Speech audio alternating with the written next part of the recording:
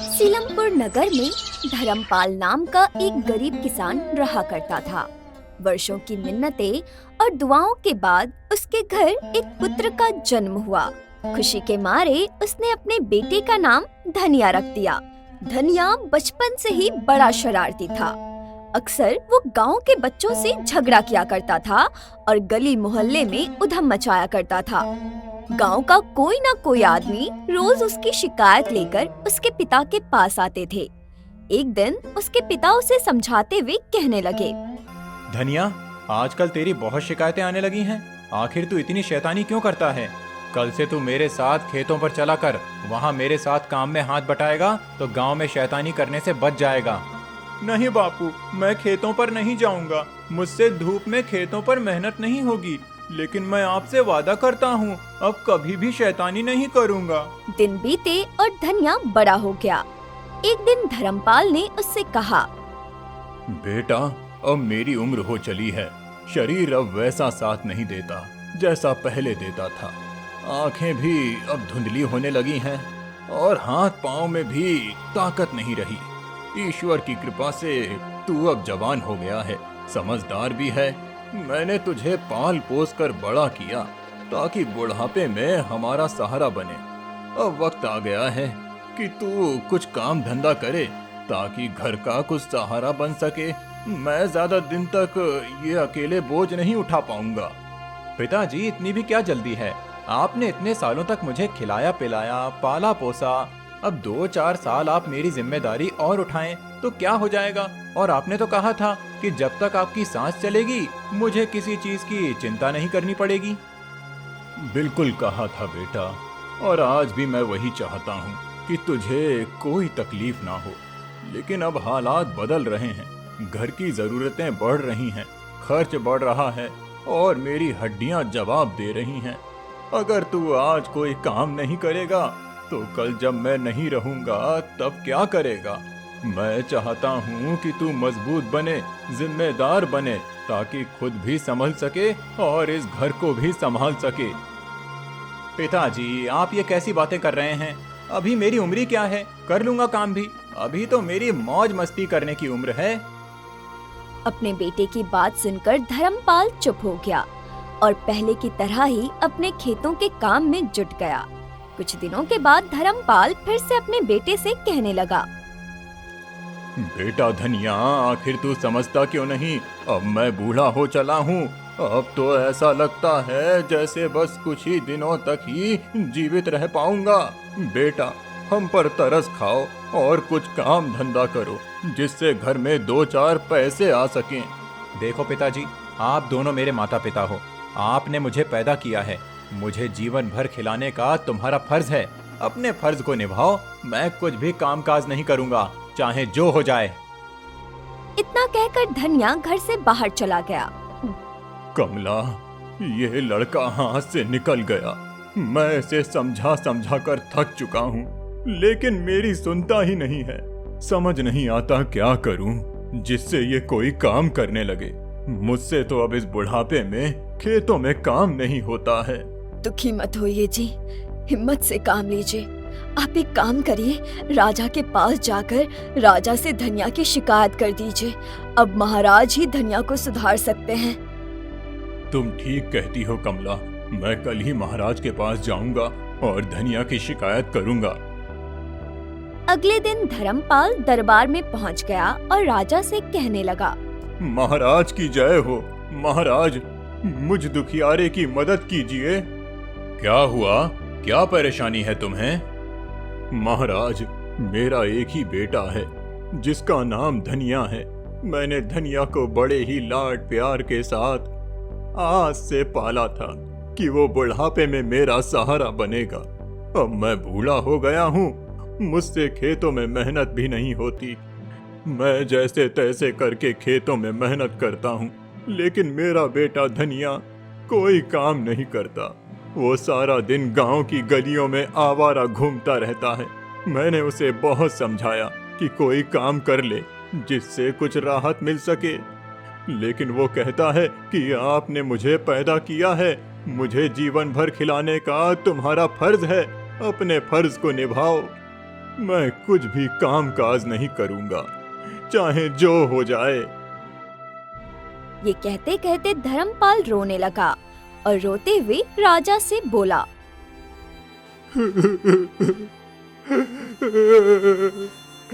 आप ही बताओ महाराज, मैं उसे जीवन भर कमा कर कैसे खिला सकता हूँ।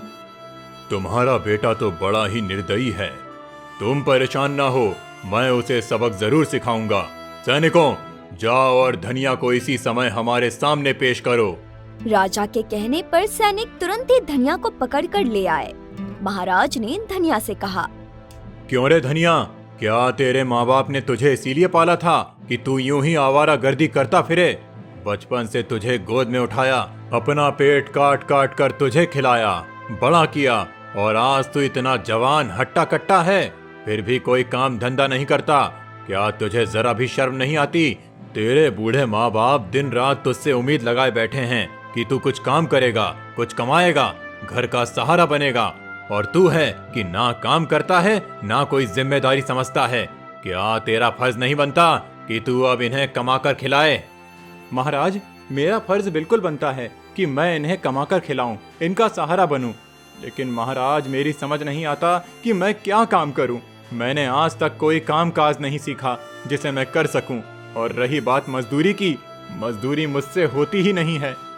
धनिया, ऐसा कहते हुए तुझे शर्म नहीं आती?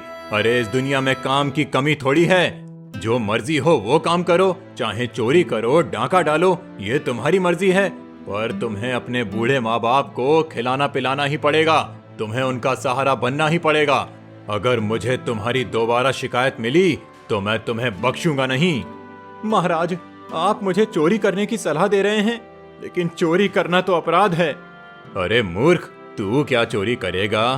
तेरे जैसे निकम्मे, आलसी और बेकार आदमी के बस की बात नहीं है चोरी करना। तुझे क्या लगता है कि चोरी करना आसान काम है?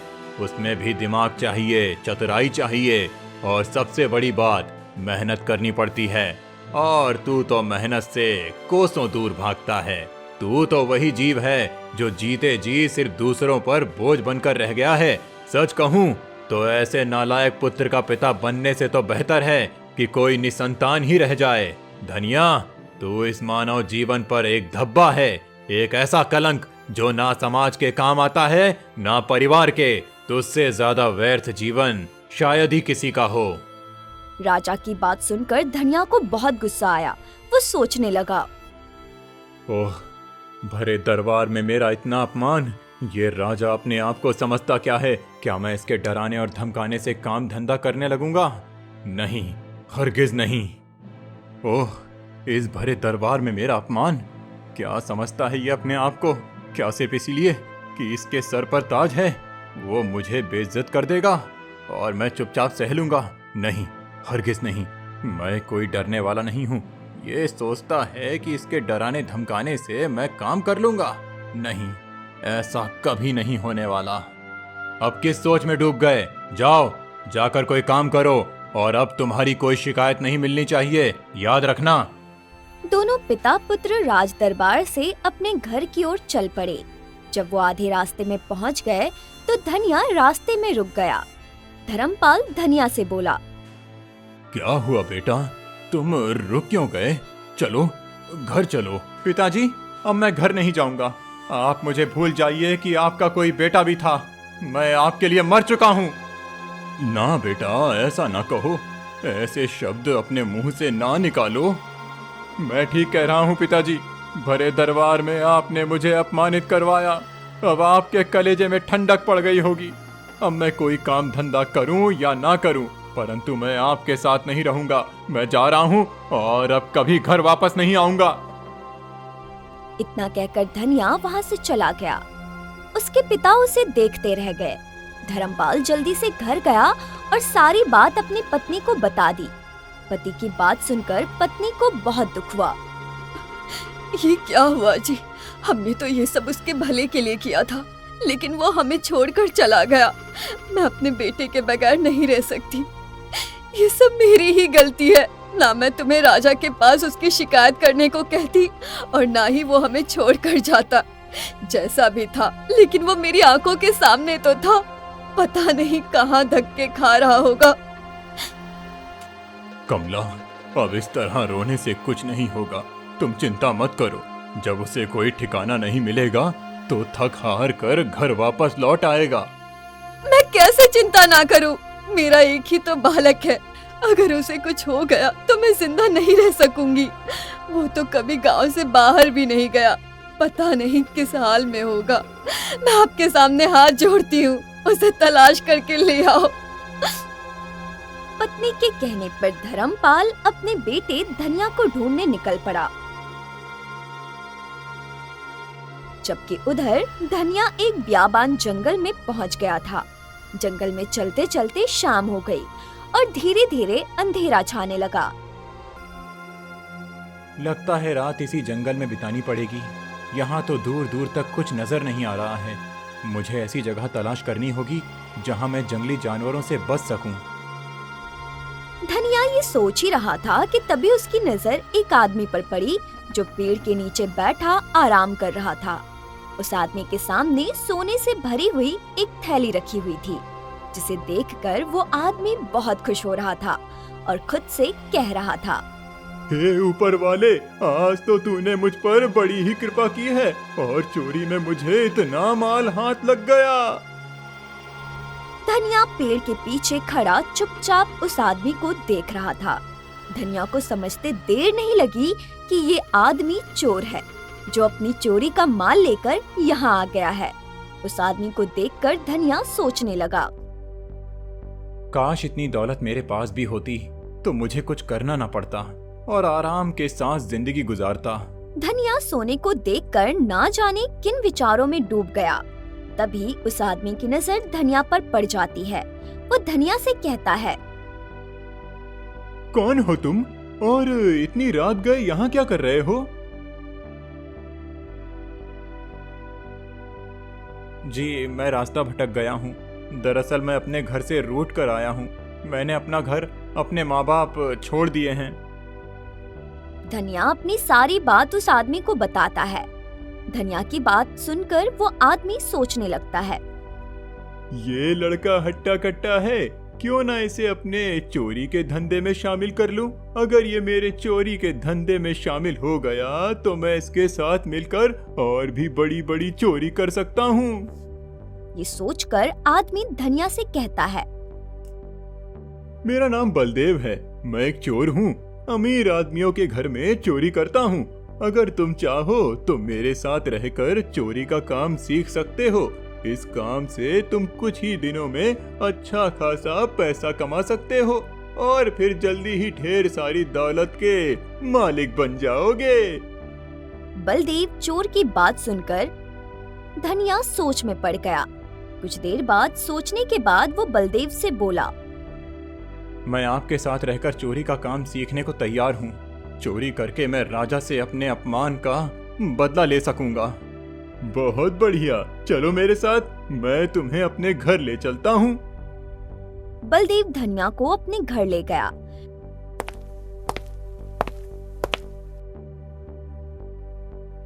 घर पहुंचकर बलदेव बोला, धनिया, आज से तुम मेरे शिष्य हो। मैं तुम्हें अपने चोरी करने के सारे गुण सिखाऊंगा।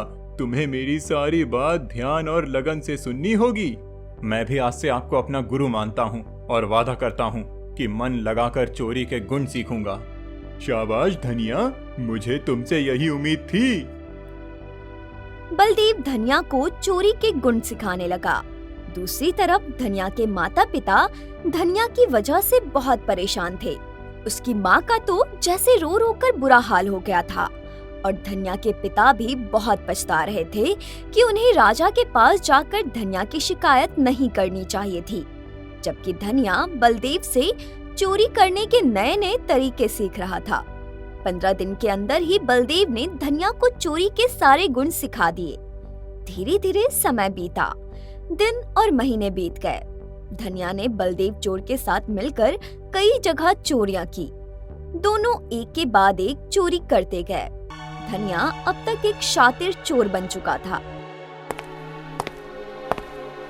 फिर एक दिन धनिया ने बलदेव से कहा, बड़े भैया, मैं अपने नगर के राजा के खजाने में चोरी करना चाहता हूँ।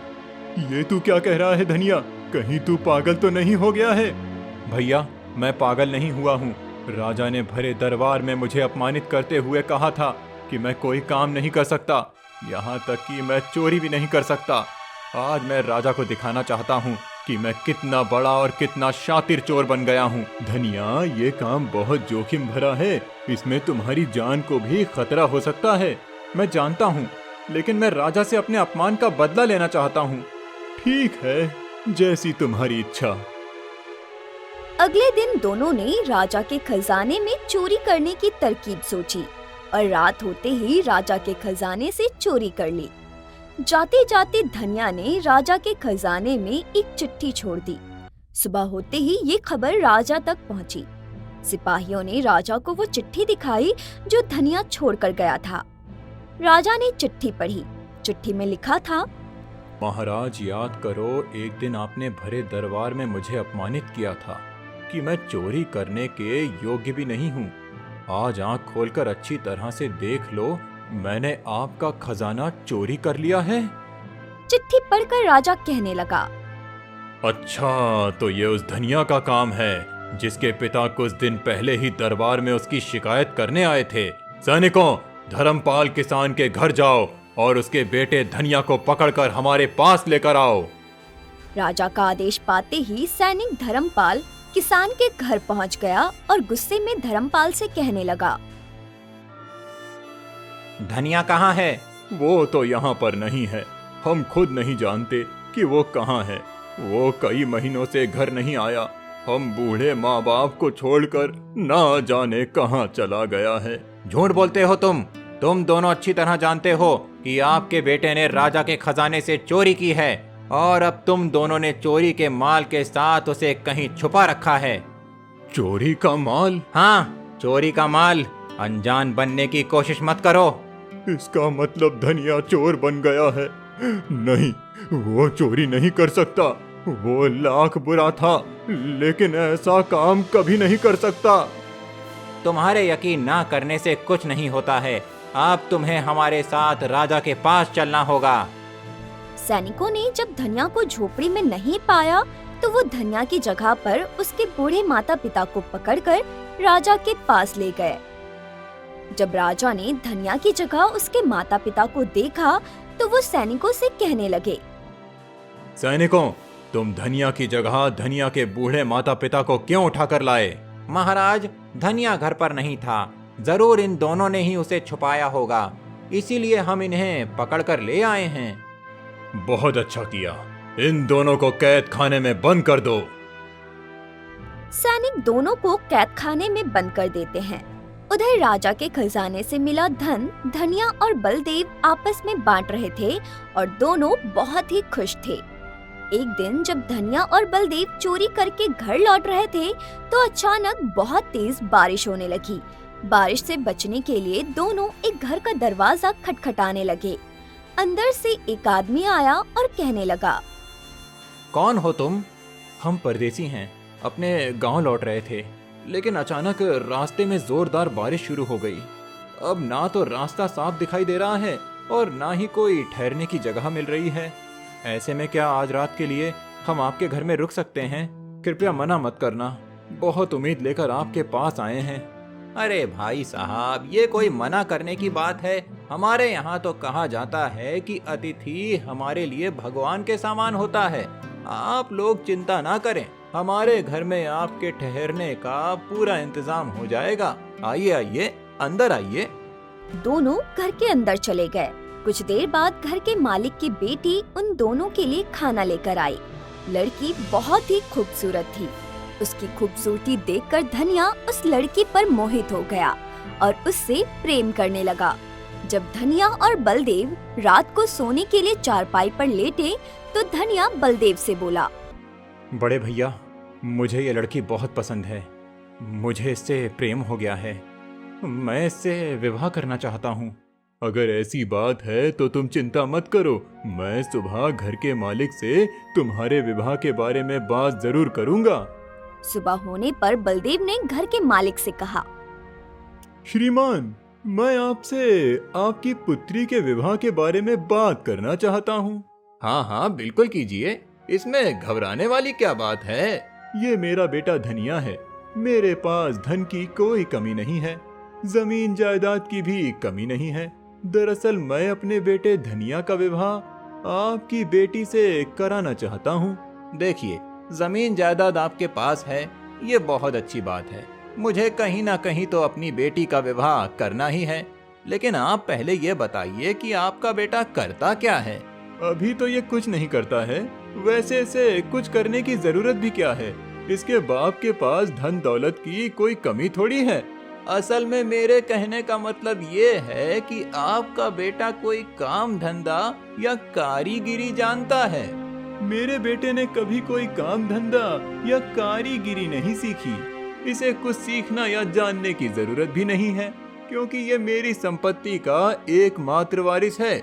मेरे पास सब कुछ इसी का ही तो है। माफ कीजिए, मैं अपनी बेटी का विवाह आपके बेटे के साथ नहीं कर सकता। किसी के पास कितना भी धन हो, इससे कोई मतलब नहीं। धन तो एक ना एक दिन खत्म हो ही जाता है। अगर लड़का कोई कला या कारीगिरी जानता हो तो उसे धन की कोई कमी नहीं होगी, क्योंकि वो अपनी कला के जरिए कभी भी कितना भी पैसा कमा सकता है। घर के मालिक की बात सुनकर बलदेव और धनिया उससे विदा लेकर चुपचाप वहाँ से चल दिए। रास्ते में बलदेव ने धनिया से कहा, धनिया, इस घर के मालिक ने तो तेरा दिल ही तोड़ दिया। बड़े भैया, कुछ भी हो, लेकिन मैं उसकी बेटी से विवाह जरूर करूंगा। लेकिन कैसे? उसके पिता ने तो साफ इनकार कर दिया है अपनी बेटी का विवाह तुमसे करने के लिए। बड़े भैया, मैं किसी दिन उसके घर पर हमला करूंगा और उसकी लड़की को बलपूर्वक अपने साथ ले जाऊंगा। धनिया, ऐसा अनर्थ कभी भूल कर भी मत करना। अगर तुम जबरदस्ती उस लड़की को उठाकर ले जाओगे तो उसके साथ विवाह करने के बाद भी तुम कभी खुश नहीं रह पाओगे। यदि तुम सचमुच ही उस लड़की के साथ विवाह करना चाहते हो तो चोरी करने के अलावा तुम्हें कोई और काम काज भी सीखना चाहिए, तभी तुम्हारा विवाह उससे हो सकता है। आप सही कहते हैं बड़े भैया, अब मैं कोई ना कोई काम जरूर सीखूंगा। आप घर जाइए, मैं किसी से कोई ना कोई काम धंधा सीखने का जुगाड़ करता हूँ। ठीक है बलदेव, मैं घर जा रहा हूँ, तुम अपना ख्याल रखना। बलदेव धनिया को छोड़कर घर चला जाता है। बलदेव के जाने के बाद धनिया नगर में एक सुनार की दुकान पर गया और सुनार से कहने लगा, सेठ जी, मैं यहाँ कुछ खरीदने नहीं आया हूँ। मैं ये सुनार का धंधा सीखना चाहता हूँ। क्या आप मुझे अपना ये सुनार का धंधा सिखा सकते हो? क्यों नहीं सिखा सकता, बिल्कुल सिखा सकता हूँ। कल से आ जाना। सेठ जी, मैं आपका ये सुनार का धंधा कितने दिनों में सीख जाऊंगा? कम से कम 2 साल में सीख जाओगे। 2 साल तो बहुत लंबा समय है। मैं इतने दिन धंधा सीखने में खराब नहीं कर सकता। क्या आप मुझे 1 हफ्ते में ये काम सिखा सकते हैं? लगता है तू पागल है, तेरा दिमाग चल चुका है। जो 1 हफ्ते में काम सीखना चाहता है, जा यहाँ से। मेरा समय बर्बाद मत कर, कोई और जगह तलाश कर ले जो तुझे 1 हफ्ते में सिखा सके। सेठ ने डांट फटकार कर धनिया को अपनी दुकान से भगा दिया। उसके बाद धनिया बहुत सी जगह काम सीखने के लिए गया, लेकिन उसे कोई ऐसा काम ना मिला जिसे हफ्ते 10 दिन में सीखा जा सके। हर कोई उसे यही कहता कि किसी भी काम को सीखने के लिए कम से कम 1 साल का वक्त लगता है। धनिया हर जगह से निराश होकर लौटने लगा। वो हार थक कर बलदेव के घर जा रहा था कि तभी रास्ते में उसकी नजर कुछ मजदूरों पर पड़ी जो अनाज की बोरियां उठाकर गोदाम में रख रहे थे। उन्हें देखकर धनिया सोचने लगा, क्यों ना मैं मजदूरी का काम सीख लूं। मजदूरी एक ऐसी कला है जो बिना सिखाए ही पल भर में आ सकती है। इतना सोचकर धनिया भी उन मजदूरों के साथ काम में लग गया और अनाज की बोरियां उठा उठा कर गोदाम में रखने लगा। शाम को धनिया को उसकी मजदूरी मिल गई। उसने जो पैसे कमाए उन्हें लेकर वो सीधा लड़की के घर पहुंच गया और उसके पिता से कहने लगा, जैसा कि आपने कहा था कि आप अपनी बेटी का विवाह मुझसे तभी करेंगे जब मैं कोई काम सीख लूंगा। मैंने आज से ही आपके कहे अनुसार मजदूरी करने की कला सीख ली है। ये पैसे मैंने मजदूरी करके कमाए हैं। क्या आप अपनी बेटी का विवाह मेरे साथ करने के लिए तैयार हैं? मुझे खुशी हुई कि तुमने मेरे कहे पर अमल किया। अब मैं अपनी बेटी सरिता का विवाह तुमसे करने को तैयार हूँ। अगले दिन उस आदमी ने अपनी बेटी का विवाह धनिया से करवा दिया। विवाह के बाद भी धनिया रोज मजदूरी का काम करने जाने लगा। एक दिन धनिया के ससुर ने उससे कहा, बेटा, अगर तुम्हें मेहनत मजदूरी ही करनी है तो किसी और के लिए क्यों नहीं करते हो? जब तुम्हारे अपने खेत हैं, अपनी जमीन है, तो क्यों ना उसी पर पसीना बहाओ। जो मेहनत तुम दूसरों के लिए करते हो, अगर वही मेहनत अपने खेतों में लगाओगे तो तुम्हें सिर्फ मजदूरी नहीं, उससे कहीं ज्यादा फायदा होगा। अपने काम का मालिक बनो, दूसरों के अधीन काम क्यों करना? आप ये क्या कह रहे हैं? धनिया बेटा, मुझसे कुछ भी छिपा नहीं है। मैं तुम्हारी असलियत जानता हूँ। तुम धर्मपाल किसान के बेटे हो। आप मेरे बारे में इतना सब कुछ कैसे जानते हैं? किसने बताया आपको मेरे बारे में? मुझे तुम्हारे बारे में किसी ने नहीं बताया। जब तुम पहली बार मेरे घर राहगीर बनकर आए थे और मेरी बेटी का हाथ मांगा था, तब मेरी बेटी को भी तुम बहुत पसंद आए थे। वो तुमसे विवाह करने को भी तैयार थी, लेकिन तुम्हारे जाने के बाद मैंने अपने कुछ नौकरों को तुम्हारे पीछे भेजा, तुम्हारे बारे में जानने के लिए। उन्होंने पूरी जांच की, पता लगाया कि तुम कौन हो, क्या करते हो और तुम्हारे माता पिता कौन हैं। बेटा, मेरी बात ध्यान से सुनो। चोरी करना बुरा काम है। ये रास्ता तुम्हें कहीं नहीं ले जाएगा। बेहतर होगा कि तुम ये सब छोड़कर अपने खेतों में मन लगाओ। मेहनत और ईमानदारी में असली भलाई और इज्जत है। आप सही कहते हैं ससुर जी। मैंने अपने माता पिता को छोड़कर बहुत बड़ी गलती कर दी है। आप मुझे जाने की इजाजत दे दीजिए। मैं अपनी पत्नी को लेकर अपने घर जाना चाहता हूँ। धनिया अपनी पत्नी को लेकर बलदेव के पास पहुंचा और उससे कहने लगा, बलदेव भैया, मैं चोरी का काम छोड़ना चाहता हूँ। अब मेरा इन सब कामों से मन भर गया है।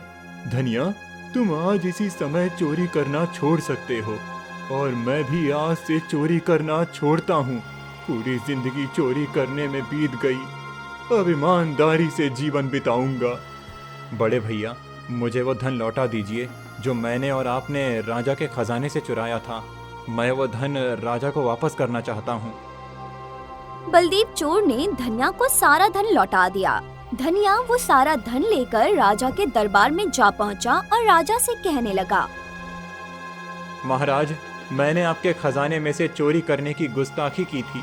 मुझे माफ कर दीजिए। मैं आपका सारा धन लौटाने आया हूँ। अब मैंने चोरी छोड़ दी है। मैं अपने माँ बाप का सहारा बनना चाहता हूँ। उन्हें बुढ़ापे में मेरी मदद की जरूरत है। धनिया की ईमानदारी देखकर राजा ने कहा, तो तुम्हारी अक्ल ठिकाने आ ही गई। चलो, अच्छा हुआ। देर से सही, लेकिन तुम्हारी समझ में तो बात आई। जबकि अब तुम सही रास्ते पर लौट आए हो तो मैं तुम्हें माफ करता हूँ। धनिया ने चोरी किया हुआ सारा धन राजा को लौटा दिया और बदले में राजा ने उसके माता पिता को रिहा कर दिया। फिर धनिया अपने खेतों में जी तोड़ मेहनत करने लगा। उसे मेहनत करता देख उसके माता पिता उससे बहुत खुश हुए। अब धनिया अपने पूरे परिवार के साथ सुख चैन से जीवन बिताने लगा।